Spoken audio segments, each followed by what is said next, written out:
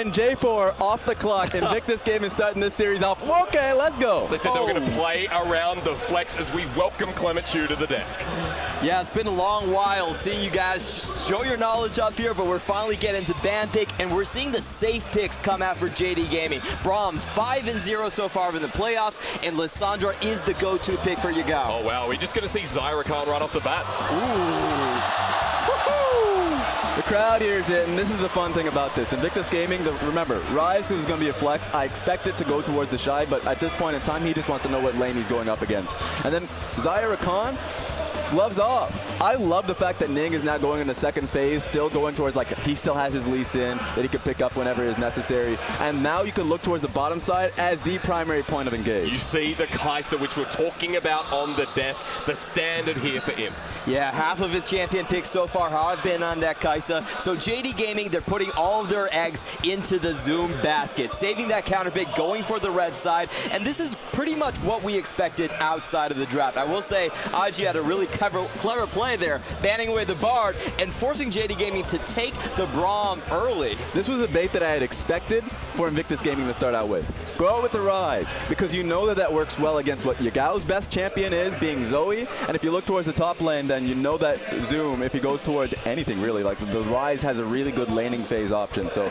it's up to JDG on red side to find a good solo lane for themselves. Because they've already lost the Jace, which we could rely on the flex. They've taken away Akali as well. It looks like our solo lanes are starting to be prioritized here in Game 1. This is a super interesting question. All the regions have been asking, what is the counter pick you have against Ryze? So far, there doesn't seem to be an answer, but JD Gaming, they're willing to dig deep for those champion picks. Remember the last time they went for the Quinn pick just to shut TheShy down. That's right. Now we've just lost the Lee Sin, though. We talked about it being contested. I would say one thing that I like is the Olaf that's still up and available. JDG should lock that down for themselves, because Olaf Braum is still a great combination that you have for yourself. And on top of that, the best way to play against the Ryze is actually stylistically look to pressure out and look to proper gank, even looking to dive it. So I like the fact that JDG, they're hovering over the Nocturne. Do you run this instead of the Olaf for us?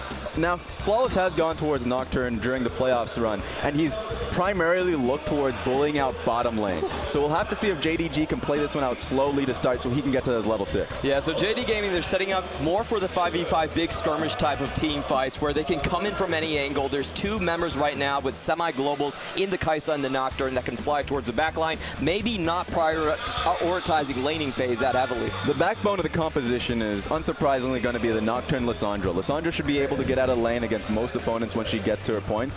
I just wonder that Zoe should be the lock-in here for Invictus Gaming. There we go. This has been Yagao's best champion. Yes, but it's great for Rookie as well. We saw him earlier on in the split, and it's a wonderful answer versus the Lissandra.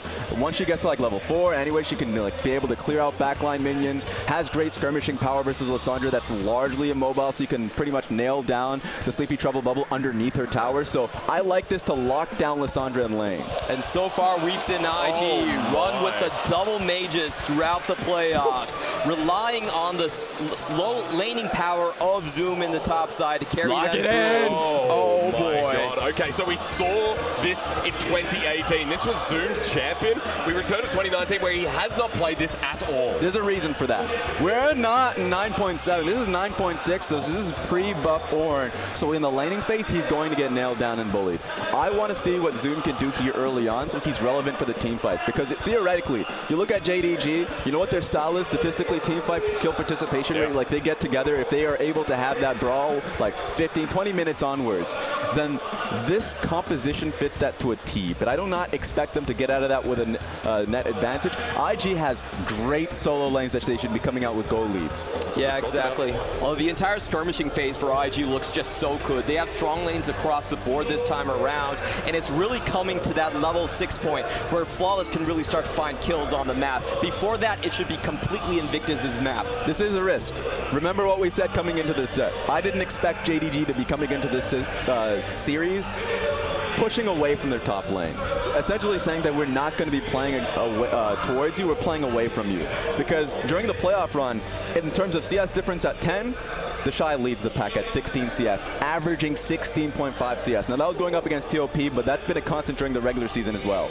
And the Zoom has followed up with his 10 plus CS, so he's been coming in with strong laning phase, especially at the back end of the regular season. So for them to be coming into this saying that you're going to be taking a disadvantage here, it's a risky point. But JD Gaming, they have a comp that can catch you out of places. If you make mistakes on the map, they can capitalize so easy. You have Ornn, you have Kaisa, you have Nocturne flying in from all different directions. I like their answer to Invictus Gaming. They're saying that, you know what, we probably can't kill you in the laning phase, but we'll take over those mid-game team fights. And it's going to be interesting to see. They're going to be hovering over mid lane. That's going to be a constant here. And if Zoe gets early shove on the Lissandra, I really want to see, like, if it's going to be a lethal tempo Nocturne to be able to nail her down. I want to see, though, if JDG can prove themselves here in this final. This is where it all comes down to, gentlemen. We've had a rough journey to get here, and I mean that because JDG have run up from 8th seed, and Invictus Gaming are looking for their first domestic title. There's a story on each end, but one thing is clear. We will have a new LPL champion after the 2019 Spring Finals begin.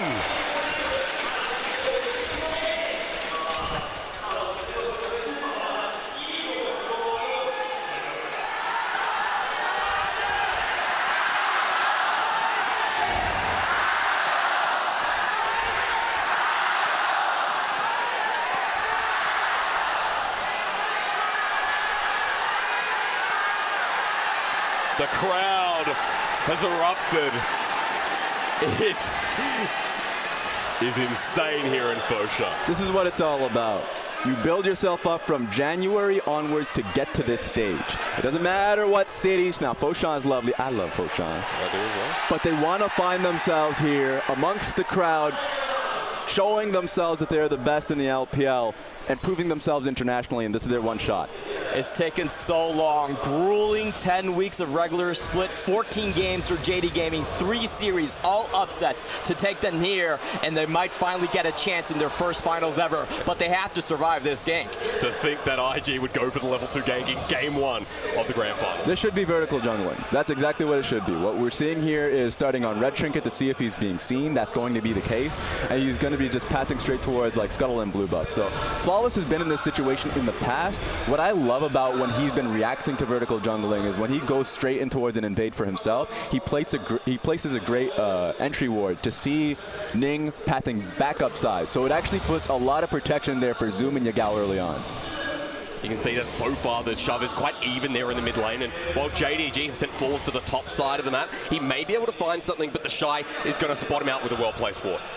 Definitely knowing the timings over there. Flawless going to try and trade back most of what he can get on the bot side, on the top side, but they do have to be very aware of that bottom side potential dive. Rakan is a lot of crowd control. But my focus is going to be for Flawless, because this is really dangerous path here. While Ning is forcing vertical jungling, solo lanes right now are shoving in favor of Invictus Gaming. So Flawless has to watch out. Him being seen on that ward means that TheShy and Rookie can actually collapse on them. They're not making that choice, but they have now the information.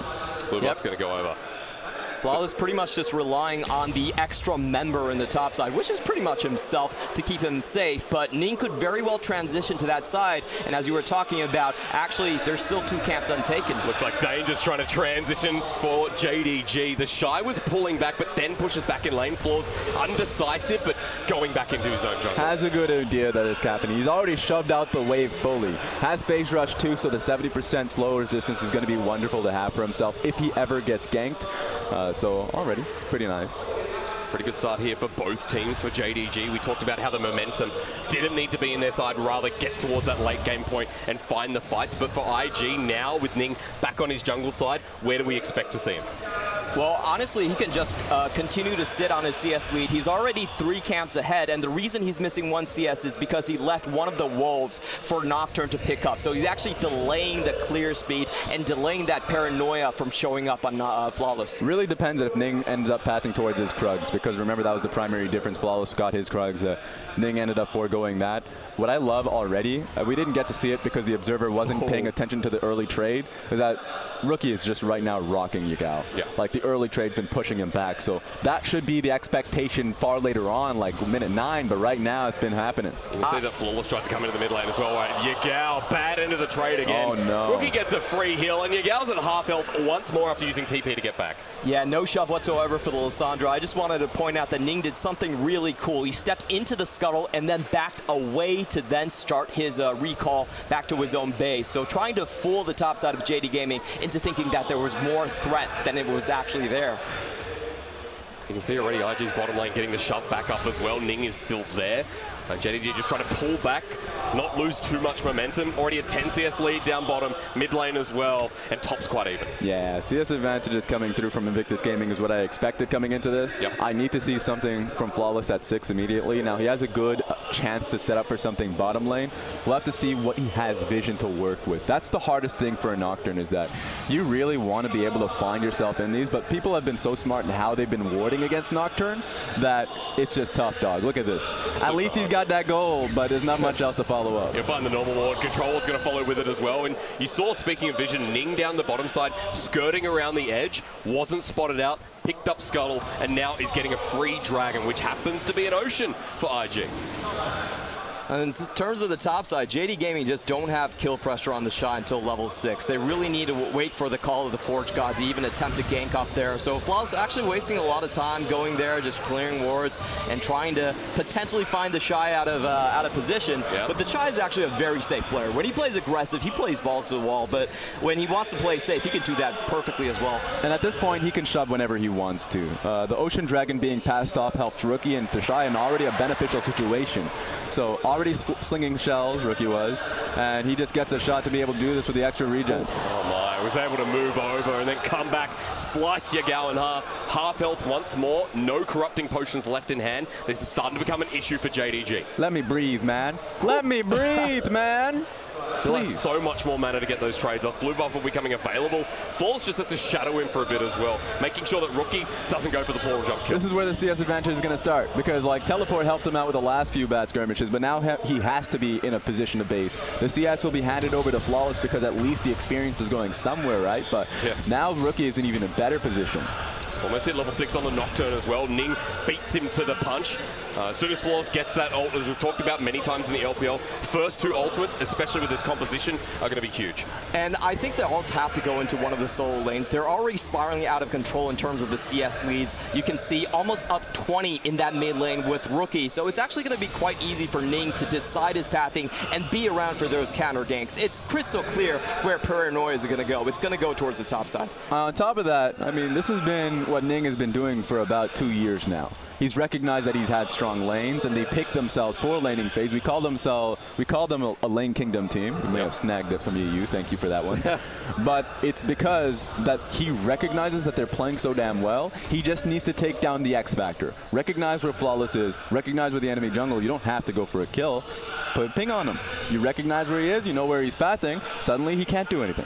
We could do a counter on when Paranoia is finally going to kill someone. So he's finally found that ultimate at around 7:30 after taking his second red buff. So let's see if he can find something in the next 3 minutes. I think it's going to be incredibly hard. You can see the way Rookie is playing right now. He's waiting until Ning can establish him vision, but very smart move by LvMao. Yeah, he's pathing up top because he needs that extra pressure. With how well Rookie's been playing this one out, has a sizable CS advantage, has been starting to shove out the lane, then Scuttle Gold is going to be beneficial. Raptors was what I thought that Ning would be pathing to look to challenge, because he's in a great position to do that. Remember, Rookie's coming into this game with cleanse too, so if there's ever a possibility of a fear or Yagao placing his ultimate on top of him, he has the way to outplay. Oh, trying to find that now as well. Baolan comes in mid lane, glacial pop, interrupted, goes into the ultimate. The Frozen Tomb will it save him? Is Yagao? Baolan card, first blood of the grand finals IG, and now for JDG fourth, has to disengage.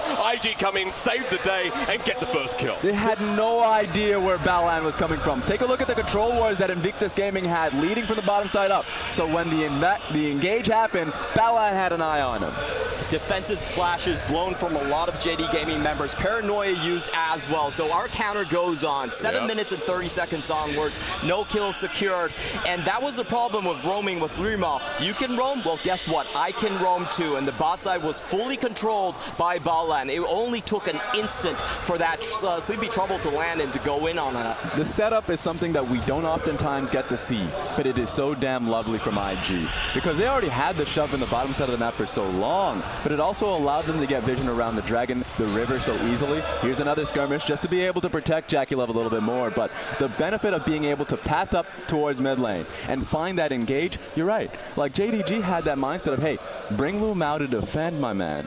But IG was like, all right, let's see if we can get the kill and nail down what Rookie's been working for. LvMao's roam was a purely defensive one. He was leaving lane at level 5 just to make sure that Ning could not sneak wards to shut down Paranoia. However, on the other hand, Baolan's roam was all about aggression and finding kills. He already had the quickness up. He was shoving all this time, level 6, and finds his target in the mid lane. This is exactly what Tabe didn't want to see, man.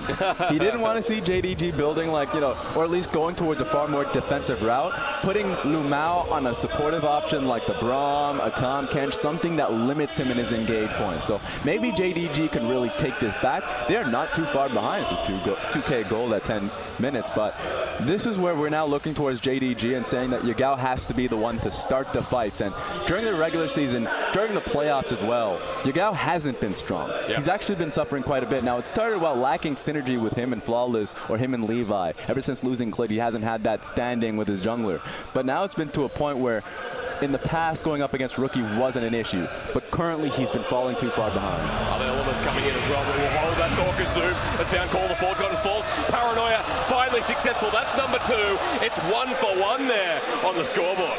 And Ning, even though he was around the era, was too late. TheShy actually overstepped to try and get that ward inside the river brush. He should have waited for his jungle to even have a fighting chance, but with that CC chain, I think he still would have died. That's what I'm talking about, though. When we're talking about discipline and finding your windows, IG has to respect the fact that JDG are looking for those small ones. Here's the big one. Started up nice and early. LvMao almost dies underneath the turret, however. JackeyLove's going to stick to him. One more auto. He flushes. He misses, but he finally corrects himself. The feathers fly underneath the turret. They lock down 2 more. JackeyLove over ambitious as TheShy auto to get the kill.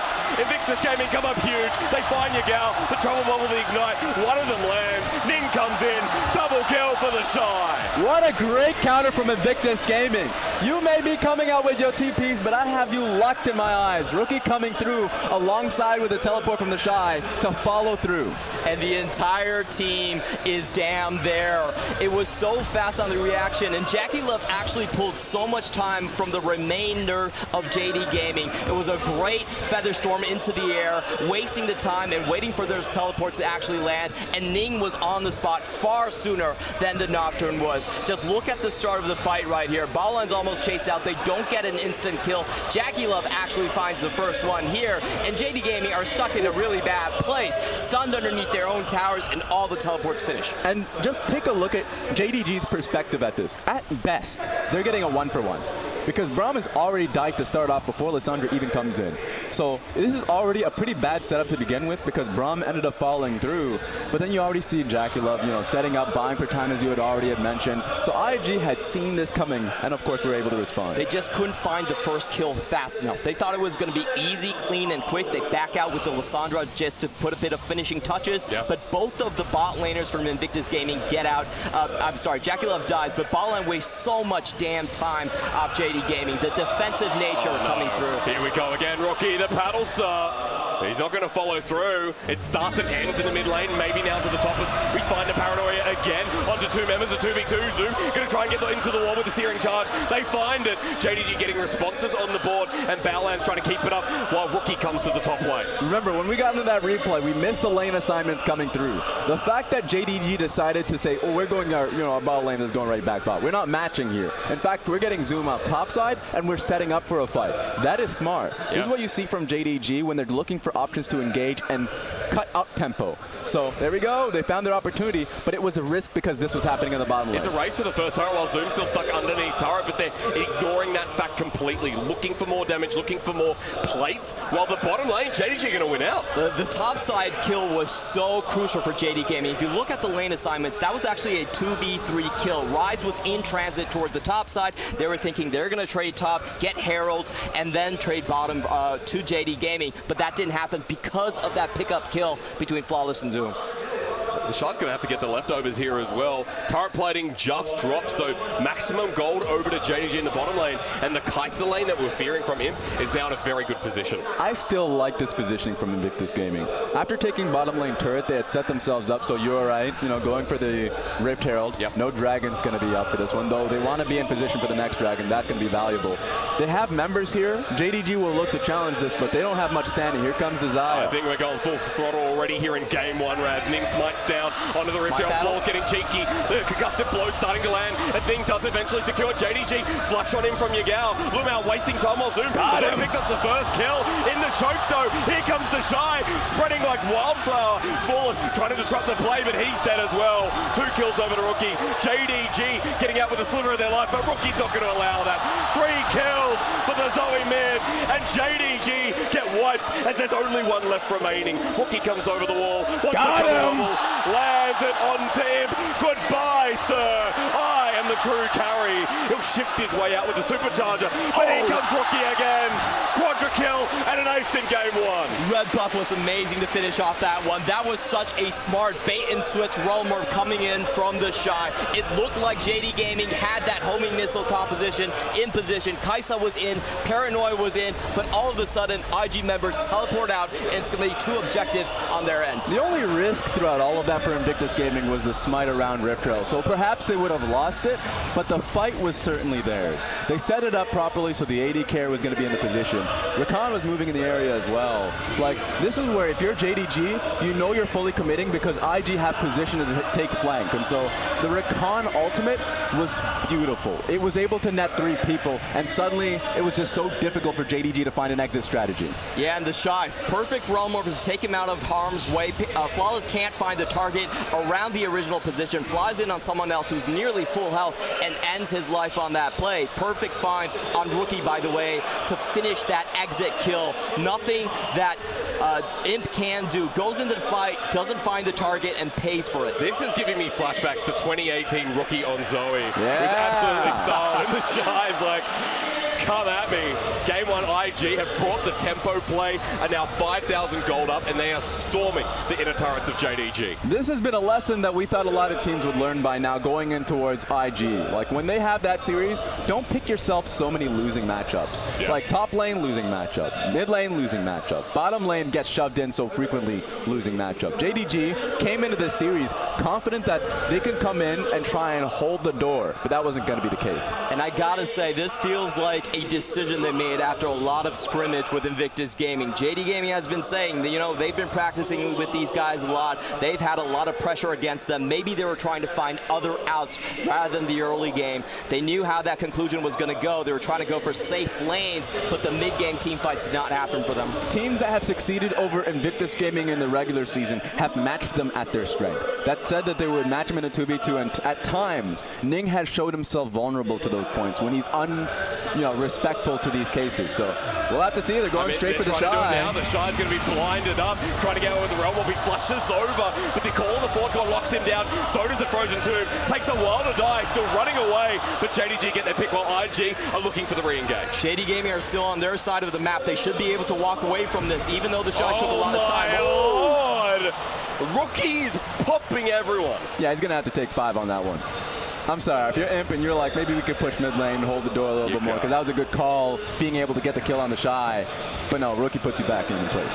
What's really important is, even though this is a 5v4, JD Gaming know that they've expended too many tools for the actual catch, and they have to back out, give the objectives once more to Invictus Gaming. Double Ocean, Mountain Dragon, another one to follow suit. IG are taking everything from JDG. And as I said before, Rookie is 4-0-2 with almost a Realonomicon at 20 minutes in the game. That's true. true. Like, Rookie, I think, like, if we're just talking about the solo laners here, Rookie's been doing well, TheShy's been setting up for plays. I think coming out of JDG, the only reason they're still in this matchup is because Flawless has found those windows. Being able to pick up TheShy in the top lane when he was clearing out the control ward, and then the bottom side, we just saw. I think he's been playing wonderfully this game in what is, in my opinion, a pretty bad draft. So from JDG, like, I need to see them. If they can hold the door until he gets Guardian Angel, he has another access to go into the back line, and he could tag team with Zoom and his ulti. It's to be said that Flawless has actually recovered so well after that first paranoia, which was used defensively. Now 4-1, as you mentioned, looking towards that GA and towards the top side where 4 members of JDG are grouping. They just have to be the one that starts the fight. If you're JDG, you want to be able to assassinate Rookie pretty early. So I like the, close the lights, ulti from both Zoom and Flawless, dive straight through because Kaisa has the ability to just relocate with her ultimate, so you can burst members down. We saw that example in the bottom lane. But if you take down Rookie as well, a bulk of the gold from Invictus Gaming, they can start this fight out well. Yeah, but what Invictus Gaming are doing right now is that they're actually doing a very good job at keeping the map completely split. The bot side has been shoved in very, very hard by TheShy. So far, what JD Gaming have been doing to keep the map somewhat even is that they're pressuring the top side against Rookie. They can instantly have the Lissandra fly in with Kaisa and at least stop it from becoming a 1-3-1 on Invictus Gaming side.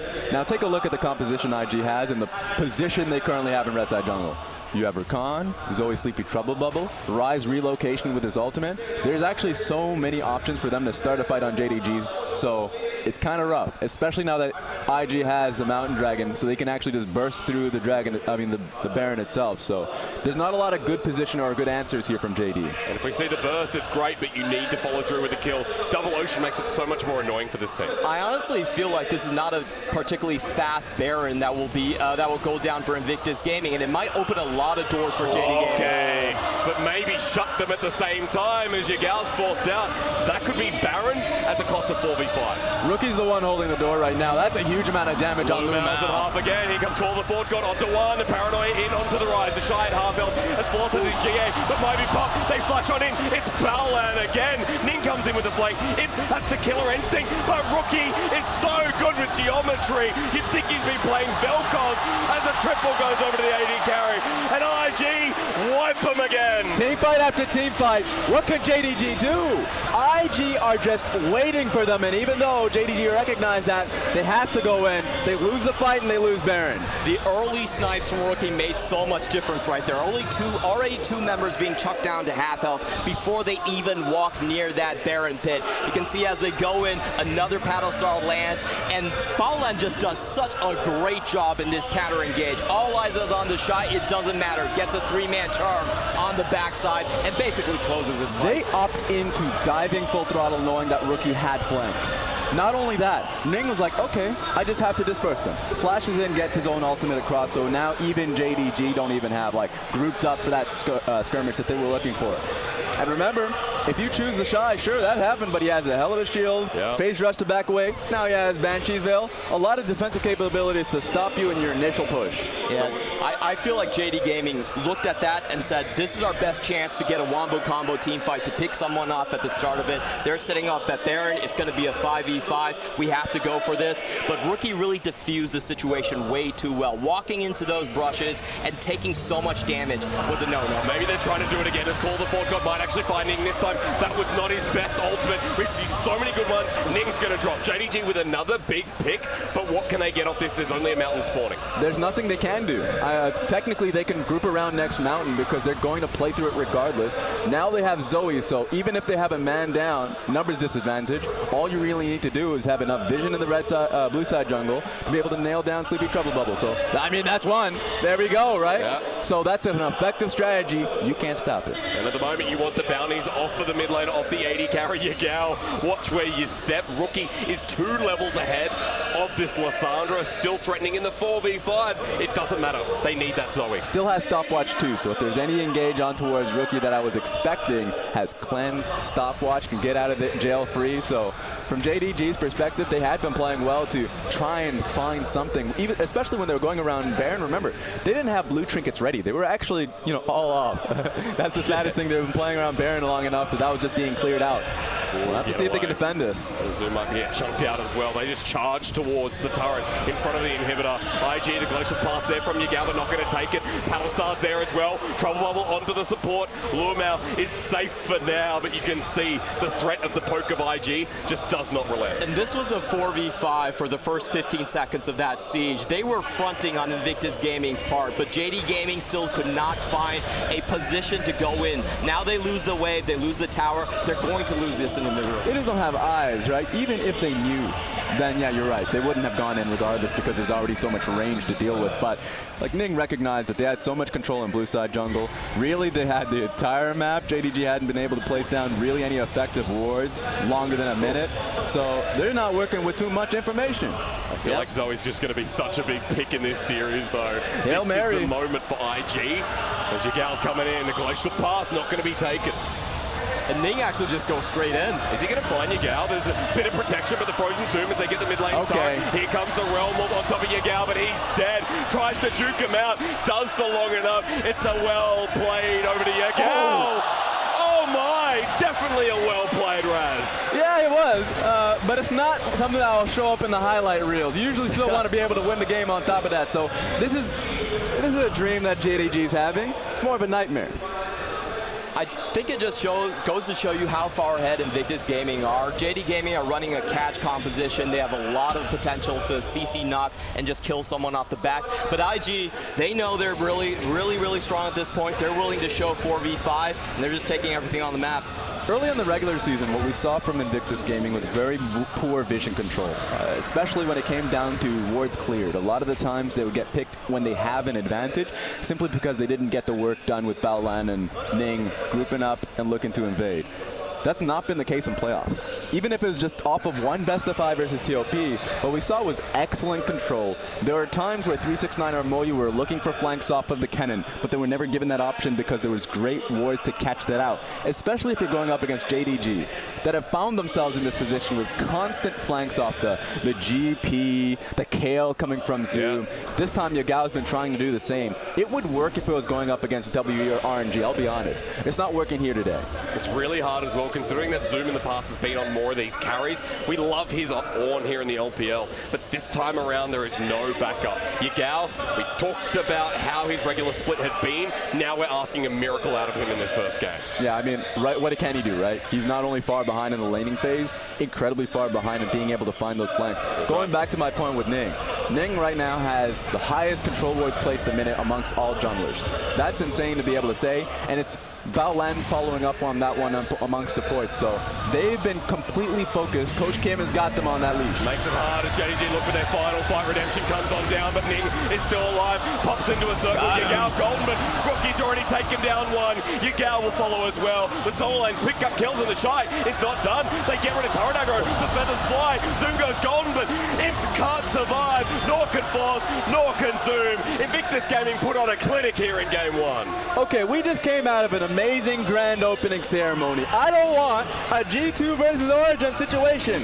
JDG just got rocked in game 1. They have to regroup, come strong. This is the moment that IG stamp their foot down though, Ryze and Clement. This is the moment that you say in game 1, they're one step closer to their domestic title, one step closer to proving their world dominance. It's been so long in the making. IG have always been known as the bad boys of the LPL, but they were not known as winners. Have not secured a domestic title in their run so far. This year, they might be looking to change that. 2018 was when that tone started to change, and I love the fact that now it's just IG coming through, but I'm going to look to criticize JD just a little bit. I'm going, like, what the hell is happening? Like, for JDG, like, just getting right into it, what was that draft? I was so confident that JDG would be coming in, trying to play and pick towards Zoom.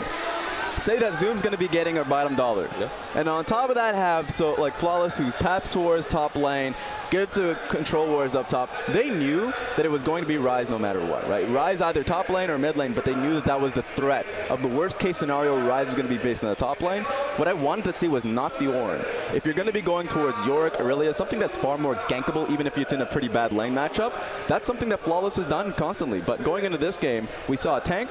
We saw him playing away from the lane. Now, I still love the windows that we were going in there. So I still think based off of what we saw, the execution from Flawless and Zoom were excellent. Yeah. But it's the strategy that was the problem, where they were getting nailed in the laning phase, and Yagao was getting completely demolished from Rookie. It was really frustrating because when you play on the red side, you look to have lane counters. You look to bully out at least one side of the map, but they didn't do it with either side. I think that's the biggest problem. If you play against IG, the way you step up to them early is at least you explode their bottom lane. You have to do that. If you can't contest the top side, at least you try to find something on the bot side. Braum first pick doesn't really do you that. And then I think they swiveled around to go for a mid-game team fight strategy, and once that Herald fight went down, chances were very, very slim for them. Well, we'll talk about what we saw from the options in like first pick. Just based off first pick alone, you go up against like first pick Ryze. Everyone knew that was going to be the case, Yep. right? If you're not going to be banning Ryze, Ryze is going to be first pick from Invictus Gaming. And so I think it's fine to be going towards like Tom, Kenj, Kaisa. Like I'm just saying, like even though it was a Braum Kaisa, play defensively, I'm okay with that. Yep. But you have to be picking for lanes where you know you're going to at least have one lane that you can play through. Where Zoom, that was not going to be the case. And for mid lane, that was a blind pick Lissandra really early on, or at least he knew that the worst case scenario is going to be going up against a Ryze. Best case scenario, you know that he's going to be going up against Zoe, that Rookie has in his back pocket. So I'm not going to come into this and say that JDG were unprepared. I think they knew very well what they were going into. Yeah. I think they were just overconfident that they can get past the laning phase. Ooh, is it overconfident, Yes. or were they willing, or they're not willing to contest the laning phase? I Because see. I actually read it in a different direction. I'm saying that we played this a couple times. We know that the laning phase doesn't go so hot when we try to push it that far. How about we put more of our chances into mid-game team fighting where we can suddenly punish them? Remember, Invictus Gaming actually have one of the worst mid-game team fight win rates, only 36%. They're not the best at picking their fights. However, this game, I felt like they showed some very good selection. This is my issue when it comes to that stat in particular. It's Invictus Gaming that always trips the norm. Yeah. Because when they have those team fights, they're the ones with the lead, and oftentimes they're saying, yeah, we'll lose, Ning. Like, we'll lose him. He throws himself out there, but he was buying time for us to get mid lane turret. Inner tower, or like we can come in strong later on. It's always the enemy team picking up a kill, and they're happy about that. That's extra gold. But IG also gets the map as well, and that's ultimately their goal. This game, they got the map. Like, the map was completely theirs. Yep. They play around Baron buff. What can you do when you're going up against Rakan and Zoe? Absolutely nothing. So I am concerned for JDG if they're willing to risk so much in the early game. But I do like the variety of draft. I think it's exciting to see in game number 1. See if they expand on that after we talk so heavily about it.